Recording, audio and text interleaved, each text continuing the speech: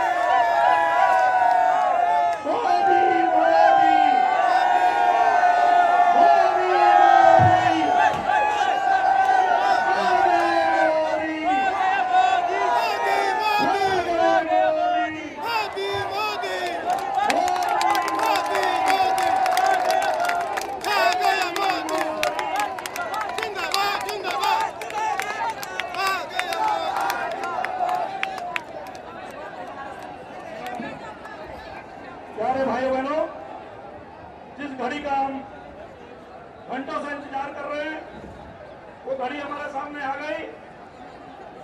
मैं अपने जिलाध्यक्ष ज्योति सचवान जी से निवेदन कर रहा हूं कि बड़ी मानों से स्वागत करें माननीय प्रधानमंत्री जी का और हमारे प्रदेश अध्यक्ष जी, हमारे प्रदेश के प्रभारी आदरणीय श्याम जाजू जी, यहाँ के सांसद और पूर्व मुख्यमंत्री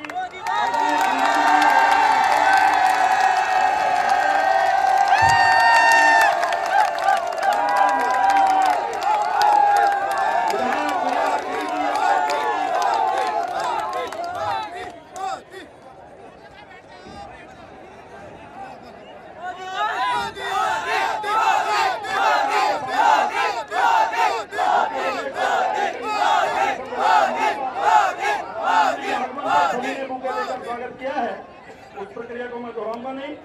मैं अपने सांसद हरिद्वार के निशंक जी से निवेदन करूंगा कि वे गंगा जल देकर माननीय प्रधानमंत्री का सम्मान करें।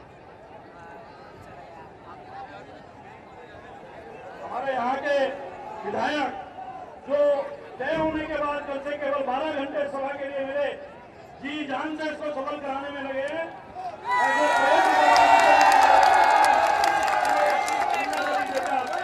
मोदी जी का सम्मान करें। गंगाजली और मां गंगा की मूर्ति यहाँ के हमारे विधायक जो कल से ही एक टाइम पर खड़े होकर इस सभा को सफल बनाने के लिए लगे हैं, उनके द्वारा सम्मान की ये कड़ी में मैं अपने प्रदेश अध्यक्ष आदरणीय तीरथ जी से निवेदन करूंगा कि वे शब्दों के द्वारा प्रधानमंत्री बनने के बाद प्रथम आगमन पर माननीय प्रधानमंत्री जी का स्वागत करें। आदरणीय प्रदेश अध्यक्ष जी।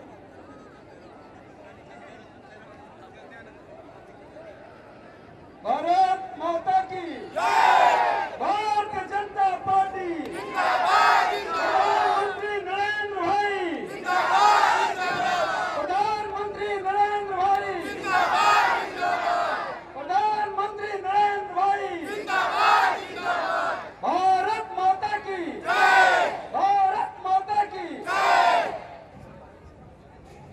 आज आप सब लोग जिनको सुनने आए हैं, जिनका मार्गदर्शन हम सबको मिलने वाला है, ऐसे सबके दिलों के सम्राट, हृदय के सम्राट, जन जन के नेता,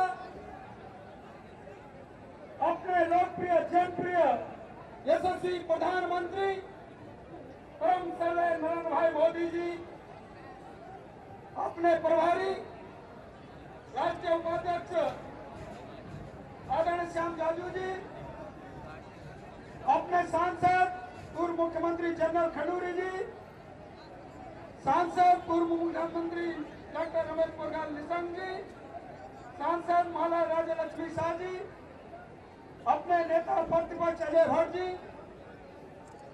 अपने विधायक विजय बरपाल जी, विधायक प्रेम अग्रवाल जी, जिला अध्यक्ष ज्योति जी, अपने राष्ट्रीय प्रवक्ता अनिल बलूनी जी, सम्मानित अपने महामंत्री नरेश बंसल जी, ज्ञान सिंह नेगी जी, सभी उपस्थित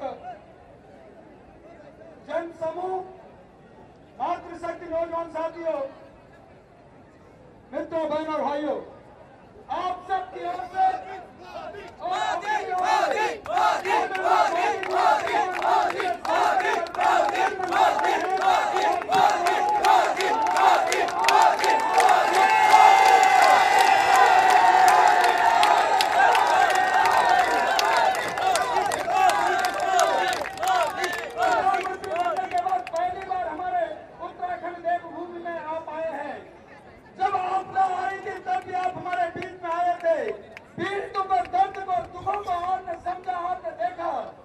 यही नहीं तो वह भी लोगों को याद है जबकि आपने ऐसे ऐसे आइटम एक किट आपने पीड़ितों के लिए भेजा था जिसपे कांग्रेसी टूट पड़े थे, पीड़ितों तक बड़ी मुश्किल से पहुंच पाया था। लोगों ने भी उसमें आपको याद किया और लोगों ने कहा, जनता ने कहा कि मोदी जी को यदि सरकार आगे आने देती तो जो केदारनाथ की वैली है, जो यहाँ का पीड़ी आपदा के लोग हैं, उस समय ही उनको राहत मिल जाता। तो मैं सोचता कि चैन की नींद में वो लोग सोते, लेकिन उस समय भी सरकार ने पूरी तरह जब जाने नहीं उतरने नहीं दिया तो आपने पूरा सर्वेक्षण किया, मंचों पर गए। मित्रों, बहनों, भाइयों, इतना नहीं, आदरणीय मोदी जी का इतना अटूट प्रेम इस उत्तराखंड देवभूमि से है कि उन्होंने यहाँ के लिए इतना कुछ दिया कि पूरा रेलवे ट्रेन से कर्णप्रयाग और चारों धामों का जोड़ने का काम किया। ये आपकी देन है। यही नहीं तो पूरा तरह से मैं सोचता हूँ कि 4 धाम सड़कों के लिए 13,500 करोड़ आपने दिया है। और यही नहीं तो आपदा के लिए जहाँ पिछला हिसाब किताब नहीं आया उसके बाद भी आपने 2.5 करोड़ रुपया 250 करोड़ रुपया आपने आपदा पीड़ितों के लिए दिया। यही नहीं तो कुंभकर्ण ने 168 करोड़ रुपया आपने स्वीकृत दिया है। यही नहीं तो आपने बिजली के लिए, विद्युत के लिए ऐसे 4,000 करोड़ रुपया हमको दिया है। और सबसे बड़ा काम जो कि 42 वर्षों से पेंडिंग पड़ा हुआ था, लक्ष्मण यहाँ बहुत बड़ी संख्या में उपलब्ध है, कांग्रेस सरकार ने पूरी तरह बैक पे डाला था, उसको भी आपने 42 वर्षों के बाद स्वीकृत की। 1 रैंक 1 पेंशन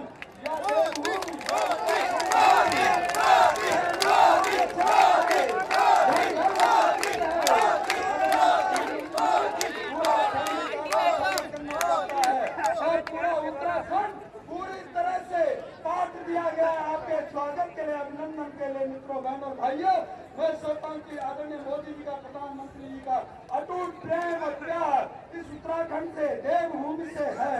बहुत कुछ आपने दिया। बाकी मैंने कहा कि मोदी जी ने इतना कुछ दिया, प्रधानमंत्री जी ने इतना कुछ दिया कि राष्ट्रीय सुरक्षा जो इस प्रकार का महिला सुरक्षा एक व्यवस्था दी है, महिलाओं के लिए 100 करोड़ फंडिंग, ऐसे राष्ट्रीय महिला सुरक्षा संस्थान यदि नहीं होगा उसका मुख्यालय तो यह देवभूमि होगा, उत्तराखंड होगा। मित्रों, बहनों, भाइयों, यही नहीं तो हिमालय के शोध संस्थान जिसमें जम्मू कश्मीर, पंजाब, आपका हिमाचल, उत्तराखंड है, उसका भी शोध संस्थान आपने उत्तराखंड देवभूमि में तय किया।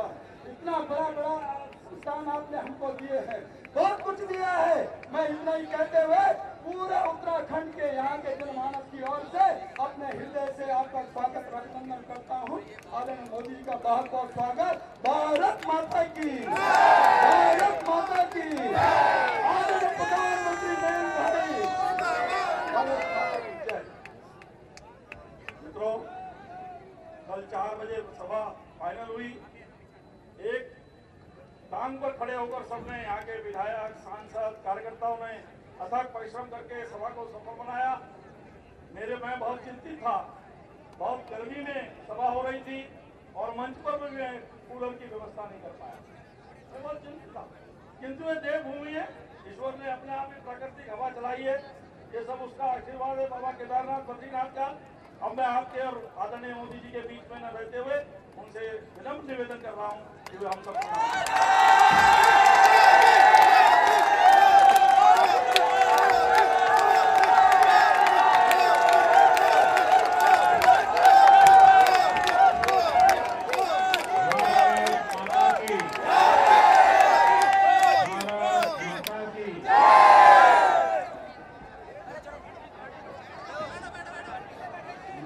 दूर है उनको भी सुनाई देता है क्या? जो वहां छत पे है उनको सुनाई देता है क्या?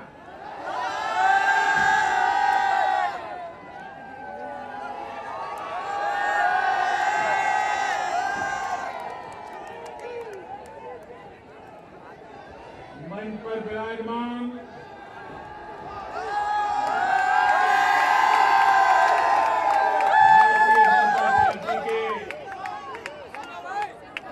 वरिष्ठ नेतागण और विशाल संख्या में पधारे हुए प्यारे भाइयों और बहनों,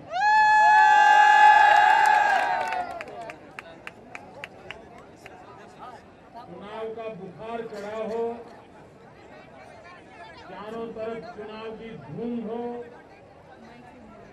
पक्ष और विपक्ष में प्रचार अभियान तेज हो और ऐसे समय इस गरमाए हुए माहौल में 24 घंटे पहले कोई सभा करने के लिए कहे तो भी पार्टी के लोग कहेंगे नहीं जी 2 दिन और दे दीजिए, अगले सप्ताह भेज दीजिए।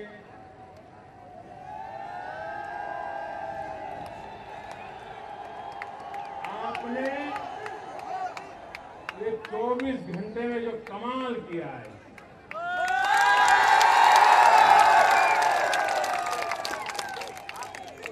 जहां भी मेरी नजर पहुंच रही है माथे ही माथे नजर आ रहे हैं। आपके लिए और मैं हेलीपैड से यहां आया, पूरे रोड पर दोनों तरफ भीड़ लगी हुई है।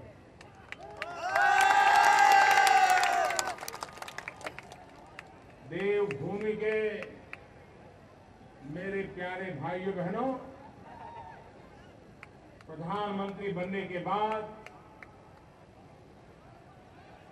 ये मेरी पहली यात्रा है और आपने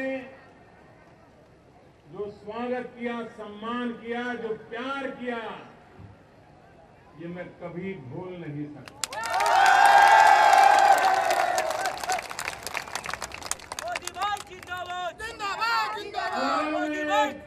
सभाएं होती हैं,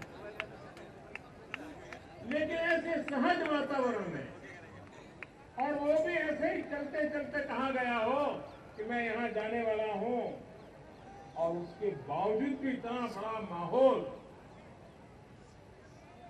मैं आप सबको, पार्टी के कार्यकर्ताओं को, पार्टी के सभी नेताओं को हृदय से अभिनंदन करता हूं। आपने जो ये स्वागत सम्मान किया। अभी हमारे तीरथ जी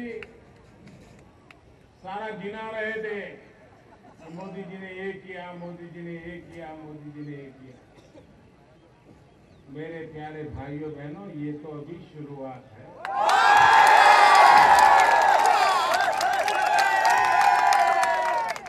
बहुत कुछ करना है। आपके सपनों को पूरा करना, कोई कसर नहीं रहेगी, ये मैं आपको विश्वास दूंगा।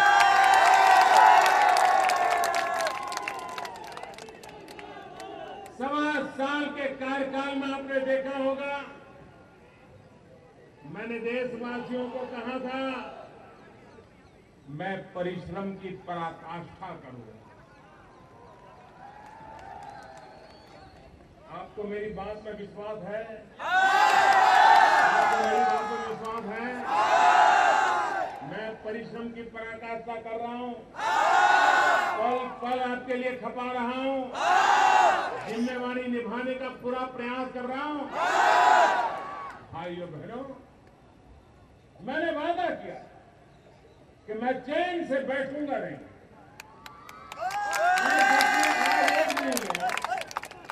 आज एक दिन में मैं 5 राज्यों के लोगों को मिल के आ रहा हूं। 5 पंजाब, हरियाणा, चंडीगढ़, उत्तर प्रदेश और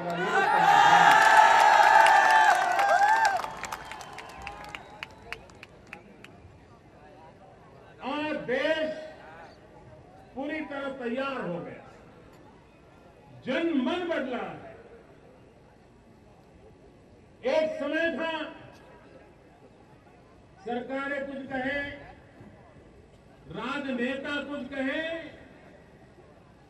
जनता को न भरोसा होता था, जनता न उस पर विश्वास करती। आज मैं देख रहा हूं कि ऐसा जनमन बदला, ऐसा जनमन बदला है कि मैं एक भी इच्छा व्यक्त करूं, मेरे देशवासी पूरी ताकत लगा करके उस इच्छाओं को पूरी कर देते हैं।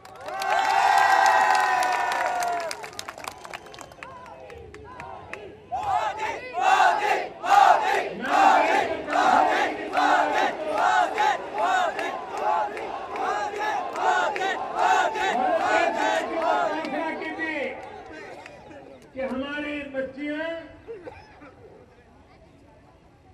तीसरी चौथी कक्षा में आते आते स्कूल छोड़ देती हैं, और अगर हमारी ये बालिकाएं अशिक्षित रहेगी तो हमारी आने वाली पीढ़ियां अशिक्षित रहेगी। हमारी बेटियां पढ़नी चाहिए, और ये ध्यान में आया कि बेटियां स्कूल इसलिए छोड़ रही है क्योंकि स्कूल में बेटियों के लिए अलग शौचालय नहीं। मुझे बताइए, शर्मिंदगी की बात है कि नहीं है? ये शर्मिंदगी मिटानी चाहिए कि नहीं मिटानी चाहिए? स्कूल में हमारी बेटियों को शौचालय मिलना चाहिए कि नहीं मिलना चाहिए? आजादी के 65 साल से भी ज्यादा समय हो गया, नहीं मिलते थे भाइयों। हमने निर्णय किया 1 साल में काम पूरा करना है। तो मुझे लोग कह रहे थे, मोदी जी ये आप कह रहे हो नहीं हो सकता, 60 साल में नहीं हुआ, 1 साल में कैसे करोगे? मैंने कहा मैं नहीं करूंगा, मेरे देशवासी करते हैं। और आज मैं गर्व से कहता हूं, करीब 4.25 लाख टॉयलेट बनाने का काम 1 साल के भीतर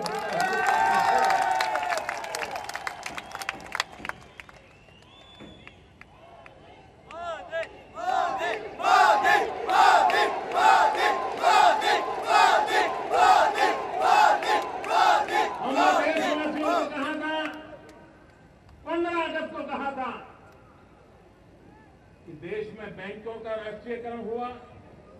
तब कहा गया था कि बैंकों का राष्ट्रीयकरण इसलिए किया जाता है कि बैंक गरीबों के काम आए, बैंक के दरवाजे पर गरीब जा सके। भाइयों बहनों, आजादी के 65 साल के बाद भी इस देश की आधी जनसंख्या ऐसी थी जिसने कभी बैंक का दरवाजा नहीं देखा। बैंक कैसी होती है, बैंक में क्या होता है, वो तो बेचारा मानता था ये तो अमीरों का काम है, गरीब के लिए जगह कहां। हमने निर्णय किया अगर बैंकों के पैसों पर पहला किसी का अधिकार है तो मेरे देश के गरीबों का, मेरे देश के किसानों का है, मेरे देश के नौजवानों का है, मेरे देश की माताओं बहनों का है। और हमने प्रधानमंत्री जन धन योजना शुरू की। 26 जनवरी के पहले काम पूरा करने का निर्णय किया और आज मुझे आपको हिसाब देते हुए गर्व होता है 100 दिन के भीतर भीतर सारे देश में एक आंदोलन चल पड़ा और करीब करीब 17 करोड़ लोगों मोदी मोदी मोदी मोदी मोदी मोदी मोदी मोदी मोदी मोदी मोदी। मैं जब गुजरात में मुख्यमंत्री था तो नया नया था, मेरा अनुभव भी बहुत कम था, सब चीजें मुझे अभी सीखनी बाकी थी। तो हाँ, विधानसभा में हमने एक घोषणा की, हमने कहा कि हम 24 घंटे बिजली देंगे। अब गुजरात में उस समय 24 घंटे बिजली नहीं मिलती, गांवों में बिजली नहीं जाती थी, वो दिन थे वहां। तो हमने घोषणा कर दी तो कांग्रेस के एक वरिष्ठ नेता थे, वो मुझे मिलने आए। उन्होंने कहा, मोदी जी आपकी कोई गलती हो गई है। मैंने कहा क्या हुआ? बोले मोदी जी देखिए आप नए आए हो, किसी ने आपको गुमराह किया है और आपने गलत बात पकड़ ली है। मैंने कहा कौन सी? बोले 24 घंटे बिजली देने वाले। ये बोले संभव ही नहीं है और आप विफल जाओगे और अभी तो आपकी शुरुआत है, आपकी राजनीति खत्म हो जाएगी, आपको किसी ने गलत सलाह दी है। मैंने कहा नेताजी आपने मुझे जो मार्गदर्शन किए इसके लिए मैं बहुत आभारी हूं। और वो राजनीति करने नहीं आए थे, ईमानदारी से मेरे कमरे में आकर के कान में बता रहे थे। लेकिन मैंने कहा काम कठिन तो है, 24 घंटे बिजली पहुंचाना काम सरल नहीं है, लेकिन मुझे ऐसा लगता है कि लोगों ने कठिन काम के लिए ही मुझे पैदा किया, कठिन काम के लिए ही मुझे पसंद किया है। भाइयों बहनों, जब आज देश में मैं सपना देख रहा हूं कि 2022 जब आजादी के 75 साल होंगे, देश की आजादी के दीवानों को जब हम याद करेंगे, हम उनको ऐसा हिंदुस्तान देना चाहते हैं जिस हिंदुस्तान में 24 घंटा बिजली घरों में आती है। ये करना चाहिए नहीं करना चाहिए? समय सीमा में करना चाहिए नहीं करना चाहिए? बातें करनी चाहिए कि काम करना चाहिए? वादे पूरे करने का प्रयास करना चाहिए नहीं करना चाहिए? मेरे भाइयों बहनों, हमने ठान ली है कि 2022 जब देश की आजादी के 75 साल होंगे, दूर सुदूर पहाड़ों में भी क्यों न रहते हो लोग, 24 घंटे बिजली मुहैया करा देंगे। अब ये काम करने के लिए मैं मीटिंग करता हूं, हिसाब लेता हूं, तो मुझे पता चला अभी भी हमारे देश में आजादी के 65 साल से ज्यादा समय हो गया, 18,000 गांव ऐसे हैं जहां न बिजली का खंभा पहुंचा है, न बिजली का तार पहुंचा है, लट्टू की तो बात बहुत दूर की है। 18,000 गांव संख्या कम नहीं है। हमने मीटिंग बुलाई, निर्णय किया, चर्चा की, हमने कहा भाई बताइए क्या करोगे? तो 65 साल के हिसाब से उन्होंने हिसाब दिया, इतने साल लगेंगे, ये लगेगा, वो लगेगा। मैंने कहा कुछ नहीं, जो होना है होगा, करना है करिए। मैं एक ही भाषा समझता हूं, मुझे 1000 दिवस में 18,000 गांवों में बिजली चाहिए। और आज मैं डे टू डे मॉनिटर कर रहा हूं, बताओ भाई क्या हुआ? खंबे पहुंचे कि नहीं, तार पहुंचा कि नहीं, मजदूर पहुंचे कि नहीं, काम शुरू हुआ कि नहीं? हर बात के पीछे सरकार एक समयबद्ध कार्यक्रम लेकर के चल रही है और उस काम को आगे बढ़ाने की दिशा में हम प्रयास कर रहे हैं। मैं चुनाव में जब आया था, ये उत्तराखंड की धरती, ऊपर परमात्मा हमारी रक्षा करता है और नीचे यहाँ का जवान हमारी रक्षा करता है। ऊपर हमें बाबा केदारनाथ आशीर्वाद देते हैं, बाबा बद्रीनाथ आशीर्वाद देते हैं, और नीचे केदारनाथ, ये देवभूमि के हमारे जवान, शायद ही कोई घर ऐसा होगा जिस घर में कोई जवान न हो जो देश के लिए सेना में जुटा न हो। ये हमारी रक्षा करते हैं। हमने कहा था 1 रैंक 1 पेंशन, मैं उत्तराखंड की सभाओं में भी कहता था, लेकिन मैं सच बताऊं, जब मैं कहता था तो मेरे दिमाग में जो कांग्रेस ने योजना बनाई थी 500 करोड़ वाली, 500 करोड़ रुपए में 1 रैंक 1 पेंशन हो जाएगा, और उन्होंने बड़ी मालाएं भी पहन ली थी, वाहवाही कर ली थी, और हमारे कुछ जवान भी उनका जय जयकार करने लग गए थे कि चलो भाई 500 करोड़ रुपए उन्होंने दे दिया, 1 रैंक 1 पेंशन हो गया। मैंने सोचा हो सकता है शायद थोड़ा खर्चा ज्यादा होगा, 500 नहीं होगा तो 1000 होगा, 1000 नहीं होगा तो 1500 करोड़ होगा। फिर कोश्यारी कमेटी ने कहा था करीब 265 करोड़ रुपया, तो हमें लगा ठीक है 265 से थोड़ा ज्यादा हो जाएगा, लेकिन जब हिसाब करने बैठे तो निकलता ही गया, निकलता ही गया, निकलता ही गया।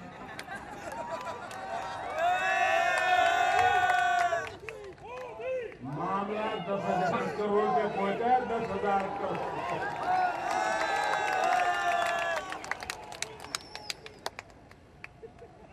मेरे भाइयों बहनों, 10,000 करोड़ रुपया भारत जैसे गरीब देश के लिए वो सामान्य रकम नहीं, बहुत बड़ी है, लेकिन हमारे जवानों का सम्मान उससे भी बड़ा है।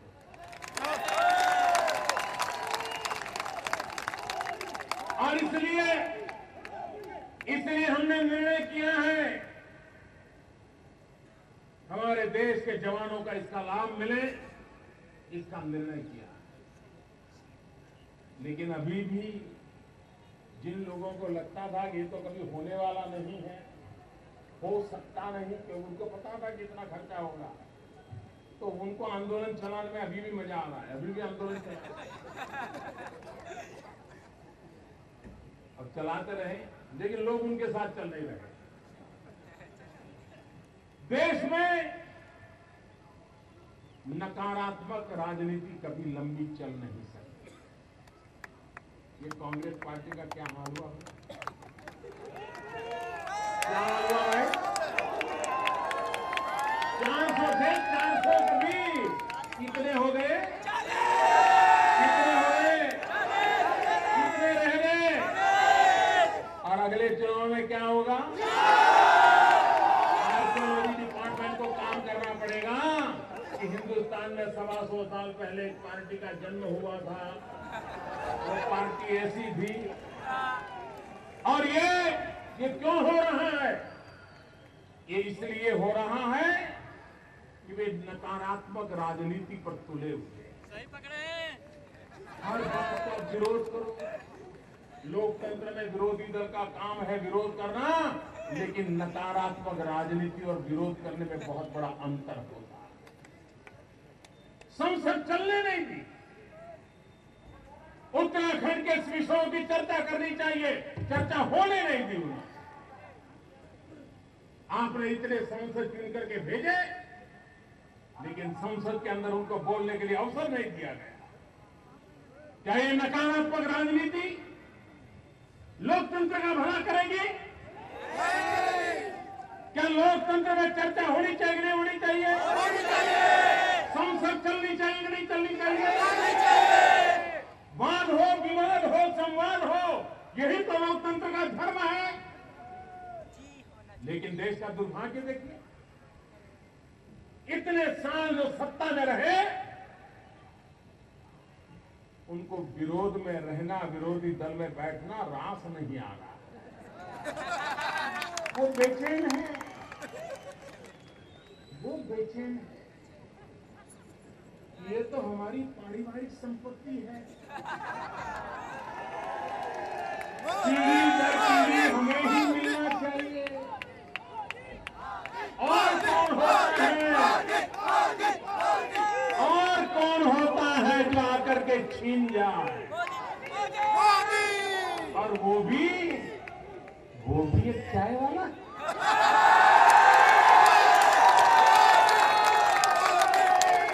एक गरीब मां का बेटा, ये गरीब विरोधी सामंतशाही मानसिकता है जो ये पचा नहीं पा रहे हैं कि देश में एक पूर्ण बहुमत से चुनी हुई सरकार बैठी, जनता जनार्दन के आशीर्वाद से बैठी। हमें किसी का हक छीन करके नहीं आए। हमारा दायित्व बनता है जनता की आशा आकांक्षाओं को पूर्ण करने के लिए ईश्वर ने हमें जितनी शक्ति दी है, जितनी समझ दी है, जितना सामर्थ्य दिया है, उसकी पूरी ताकत लगा करके देश का भला करना ये जनता ने हमें काम दिया।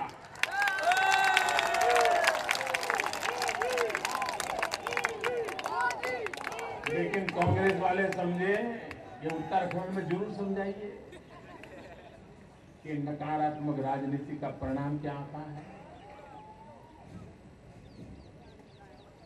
जो कांग्रेस पार्टी पंचायत से पार्लियामेंट तक हिंदुस्तान में कहीं उसका झंडा झुकता नहीं था, वो आज नजर नहीं आती, वो नजर नहीं।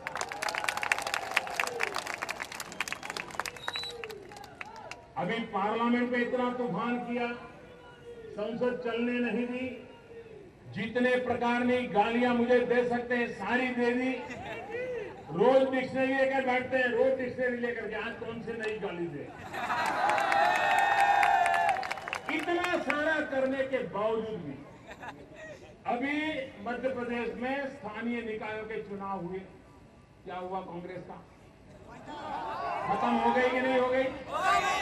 साफ हो गई नहीं हो गई?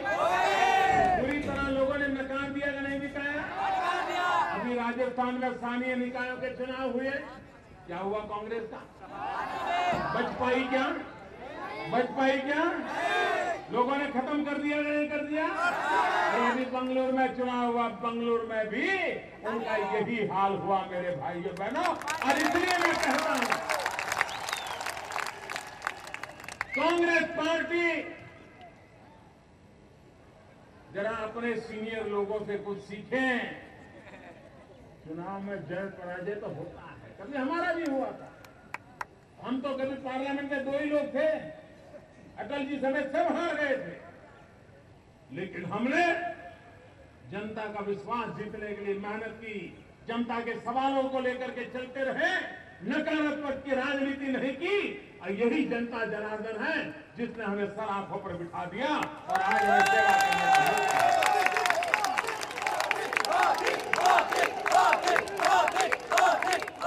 और इसलिए मेरे भाइयों बहनों, हमारा एक ही मंत्र है, विकास। देश का कल्याण करना है तो विकास के बिना होने वाला नहीं। नौजवान को रोजगार दिलाना है तो विकास के बिना होने वाला नहीं है। और ये लोग विकास की हर बातों में आड़े आ रहे हैं।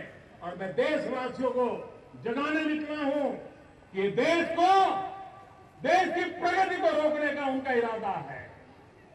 भाजपा को नहीं रोक पाए तो अब देश को रोक। और चुनाव में जनता ने उनको हरा दिया, तो अब जनता से बदला लेने पर तुले हुए, जनता से बदला लेने पर तुले हुए, जनता को सजा देने पर तुले हुए, जनता के कामों को रोकने पर तुले हुए हैं। भाइयों बहनों, ये लोकतंत्रीय परंपरा के आदर्श लोकतंत्र का आपका व्यवहार नहीं है। मुझे विश्वास है कि देश की जनता इन नकारात्मक राजनीति करने वालों को पहचानेगी, नकारात्मक राजनीति करने वाले लोगों को आने वाले दिनों में भी सबक सिखाने का कोई मौका हिंदुस्तान की जनता नहीं छोड़ेगी। ये मुझे पूरा विश्वास है। आप लोगों ने स्वागत किया, सम्मान किया, मैं आपका बहुत बहुत आभारी हूं। भारत माता की, भारत माता की, भारत माता की।